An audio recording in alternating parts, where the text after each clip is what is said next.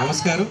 వాస్తవంగా ఈరోజు కొన్ని మీటింగ్లు ఎక్కువ పెట్టుకోవడం జరిగింది. నా పొద్దున్న నుంచి అలసిపోయి ఉన్నాను. సాయంత్రంకి ఇంటికి వచ్చే వరకు ఇంకా సరిపోతుంది. సీసీ గారు ఫోన్ చేసి సాయంత్రం మీటింగ్ ఉంది సార్, మీరు యాన్యువల్ డేకి వెళ్తారంటే వాయిదా చేయండి అని చెప్పారు. వినండి మొత్తం.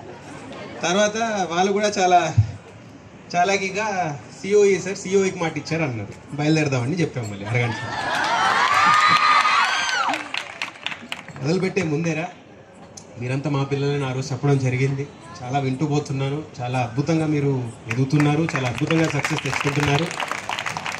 వాస్తవంగా ఒక అధికారికి కొన్ని రోజులు వస్తాయి, కెరియర్లో కొన్ని రోజులు వస్తాయి. మనం చేసే పనికి విలువ ఉందా, చేయగలుగుతున్నామా, ఏ ఉద్దేశంతో మనం జాయిన్ అయ్యామనే రోజులు వస్తాయి. కొన్ని వ్యతిరేకతలు ఉంటాయి, సంతోషంగా కొన్ని రోజులు ఉంటాయి, కొన్ని చేయడం అనుభవాలు ఉంటాయి.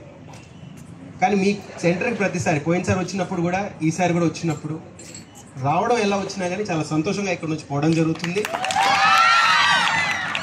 దానికి కారణం మీరందరూ.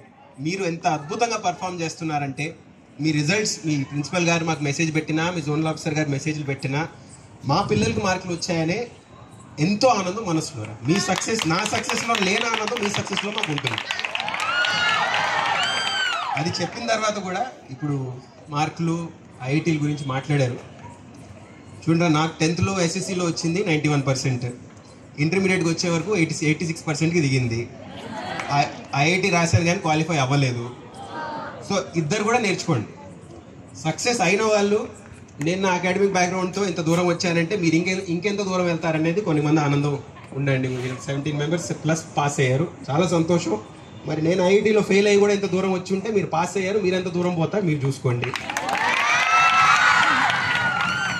అలాగే ఫెయిల్ అయిన వాళ్ళు కూడా నా నుంచి స్ఫూర్తి తీసుకోండి. ఫెయిల్ అయిన తర్వాత కూడా ఇంత దూరం వచ్చారు కదా, మేము కూడా అంత దూరం వెళ్ళొచ్చు కదా, స్ఫూర్తి తీసుకోండి. చెప్పదలుచుకుంది ఏంటంటే